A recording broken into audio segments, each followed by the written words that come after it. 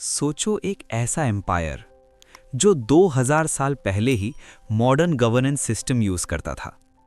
एक ऐसा एम्पायर जहां standardize taxes, spice, trade routes और इकोनॉमी सब ऑर्गेनाइज थे। एक ऐसा एम्पायर जिसका इन्फ्लुएंस ग्रीस से लेकर श्रीलंका तक फील किया जाता था और जहां से निकला एक रूलर जिसका सिंबल आज भी इंडिया का नेशनल एम्ब्लम है। ये कहानी है मौर्यन एम्पायर की। एक एम्पायर जो बना स्ट्रैटेजी, एम्बिशन और पॉलिटिकल जीनियस से और गिरा पावर स्ट्रगल्स और इंटरनल डिक्लाइन की वजह से। तो आखिर कैसे शुरू हुआ इंडियन सब कॉन्टिनेंट का पहला सुपर पावर और कैसे कोलैप्स हो गया हिस्ट्री का एक लेजेंडरी एम्पायर। आज हम जानेंगे rise and fall of the Mauryan empire. साल था 326 BCE। वर्ल्ड का सबसे famous conqueror Alexander the Great Hindu Kush mountains cross करके इंडिया के नॉर्थ वेस्ट रीजन में एंटर करता है।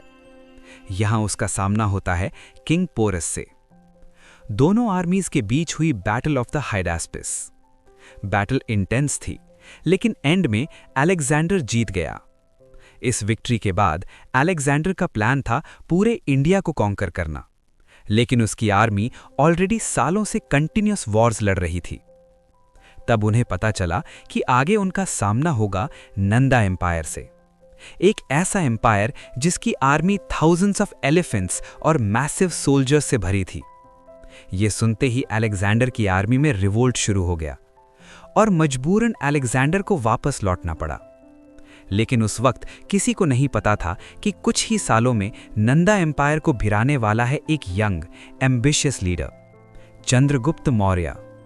चंद्रगुप्त का जन्म लगभग 340 BCE में हुआ था। उनकी अर्ली लाइफ के बारे में ज्यादा क्लियर हिस्टोरिकल रिकॉर्ड्स नहीं मिलते, लेकिन एक चीज पक्की है, उनकी जिंदगी तब बदली जब उनकी मुलाकात हुई आचार्य चाणक्य से। चाणक्य सिर्फ एक टीचर नहीं थे, वो थे स्ट्रैटेजिस्ट, इकोनॉमिस्ट और पॉलिटिकल मास्टरमाइंड। उन्होंने नंदा रूलर्स की करप्शन और क्रूएल्टी को देखा था और वो एक ऐसा लीडर ढूंढ रहे थे जो इंडिया को यूनाइट कर सके। जब चाणक्य की नजर पड़ी यंग चंद्रगुप्त पर, तो उन्हें उसमें दिखा एक फ्यूचर एम्परर। उसके बाद चाणक्य ने चंद्रगुप्त को ट्रेन किया पॉलिटिक्स, वॉरफेयर, डिप्लोमेसी और गवर्नेंस में। कुछ सालों तक चंद्रगुप्त ने स्मॉल आर्मीज बनाई और डिफरेंट किंगडम से अलायंसेस किए। फाइनली 321 BCE में चंद्रगुप्त ने अटैक किया मगधा पर और धनानंद रूलर को हराकर एस्टैब्लिश किया मौर्यन एम्पायर। एम्परर बनने के बाद चंद्रगुप्त ने चाणक्य को बनाया अपना चीफ एडवाइजर और उन्होंने इंप्लीमेंट किया चाणक्य का फेमस पॉलिटिकल ट्रीटीज अर्थशास्त्र।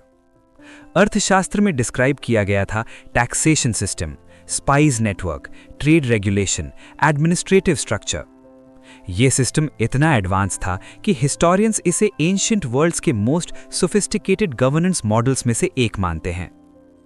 चंद्रगुप्त ने अपनी मिलिट्री पावर से रैपिड एक्सपेंशन भी शुरू किया। उन्होंने डिफीट किया सेल्यूकस निकेटर को, जो अलेक्जेंडर के टेरिटरीज रूल कर रहा था। इसके बाद दोनों रूलर्स के बीच एक ट्रीटी साइन हुई। चंद्रगुप्त को मिल गए वेस्टर्न टेरिटरीज और अलायंस स्ट्रॉन्ग करने के लिए एक रॉयल मैरिज भी हुई।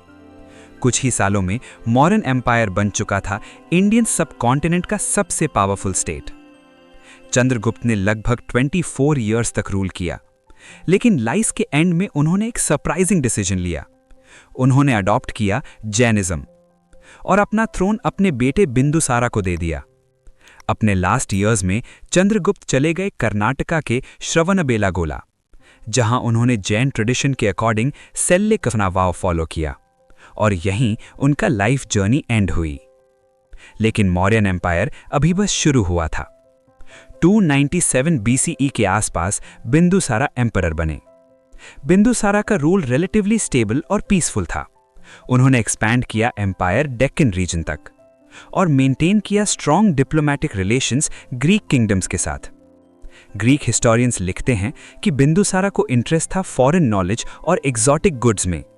उन्होंने ग्रीस से मंगवाए थे स्वीट वाइन और फिग्स। लेकिन बिंदुसारा की पर्सनल लाइफ काफी कॉम्प्लेक्स थी। उनकी 16 वाइव्स और 100 से ज्यादा चिल्ड्रन थे उनका फेवरेट सक्सेसर था प्रिंस सुशीमा। लेकिन एक और प्रिंस था जो हिस्ट्री चेंज करने वाला था। उसका नाम था अशोका। अशोका इनिशियली बिंदुसारा का फेवरेट नहीं था। कुछ सोर्सेस के अकॉर्डिंग उनकी मदर रॉयल फैमिली से नहीं थी, लेकिन अशोका के पास थी एक्सेप्शनल लीडरशिप एबिलिटीज। इसलिए बिंदुसारा ने उसे भेजा तक्षशिला रिवोल्ट को कंट्रोल करने। अशोका ने वहां मिलिट्री पावर से नहीं बल्कि डिप्लोमेसी से प्रॉब्लम सॉल्व की। इस सक्सेस के बाद अशोका को बनाया गया गवर्नर ऑफ उज्जैन। यहां उन्हें मिला एडमिनिस्ट्रेटिव एक्सपीरियंस। लेकिन जब बिंदुसारा की तबीयत खराब हुई तो एम्पायर में सक्सेशन स्ट्रगल शुरू हो गया। 272 BCE अशोका जल्दी से कैपिटल पाटलिपुत्र पहुंच गया और मिनिस्टर्स की हेल्प से उसने थ्रोन सीज कर लिया। उसके बाद जो हुआ वो हिस्ट्री का सबसे ब्रूटल पावर स्ट्रगल था।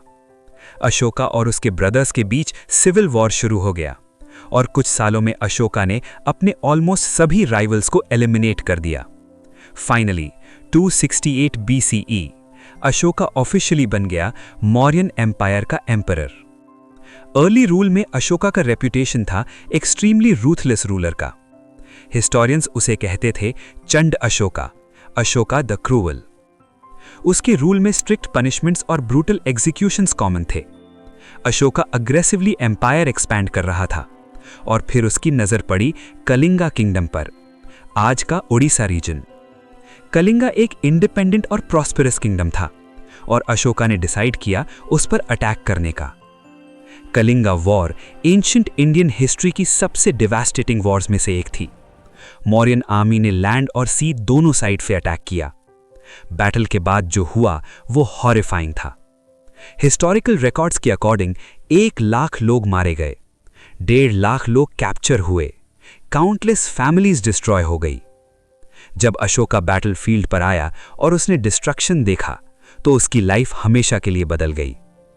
उसने रियलाइज किया वॉर सिर्फ एनिमीज को नहीं, इनोसेंट लोगों को भी डिस्ट्रॉय करता है। इसी मोमेंट से अशोका की थिंकिंग बदल गई। कलिंगा वॉर के बाद अशोका ने अडॉप्ट किया बुद्धिज्म। उसने वायलेंस को रिजेक्ट किया और प्रमोट किया धम्म, कंपैशन और पीस। उसने बनवाए स्टोन पिलर्स और रॉक एडिक्ट्स जिन पर लिखे थे मॉरल टीचिंग्स और गवर्नेंस प्रिंसिपल्स। अशोका ने सेंड किए Buddhist missionaries Sri Lanka, central Asia, south east Asia तक। उसके बेटे महिंदा ने श्रीलंका में बुद्धिज्म स्प्रेड किया और आज भी श्रीलंका का मेन रिलीजन बुद्धिज्म है। अशोका का famous symbol Sarnath lion capital आज इंडिया का नेशनल एम्ब्लम है। 232 BCE अशोका की डेथ हो गई। उसके बाद मौर्यन एम्पायर स्लोली वीक होने लगा। वीक रूलर्स, इंटरनल कॉन्फ्लिक्ट्स और इकोनॉमिक प्रेशर एम्पायर को डिस्टेबलाइज करने लगे। प्रोविंसेस इंडिपेंडेंट होने लगे, फॉरेन इन्वेजन्स भी बढ़ गए। फाइनली 185 BCE मौर्यन एम्पायर का last ruler Brihadratha Maurya military parade attend कर रहा था। तभी उसके आर्मी जनरल पुष्यमित्र शुंगा ने उसका असैसिनेशन कर दिया और खुद को एम्परर डिक्लेयर कर दिया। इस मोमेंट के साथ एंड हो गया मौर्यन एम्पायर का एरा। लेकिन मौर्यन एम्पायर का लेगेसी आज भी जिंदा है। इंडिया का नेशनल एम्ब्लम अशोका का सिंबल है और अशोका का धर्म चक्र इंडियन फ्लैग में भी नजर आता है। एक एम्पायर जो 2000 साल पहले खत्म हो गया, लेकिन उसका इंपैक्ट आज भी मॉडर्न इंडिया में दिखता है। ये थी कहानी Mauryan empire rise and fall.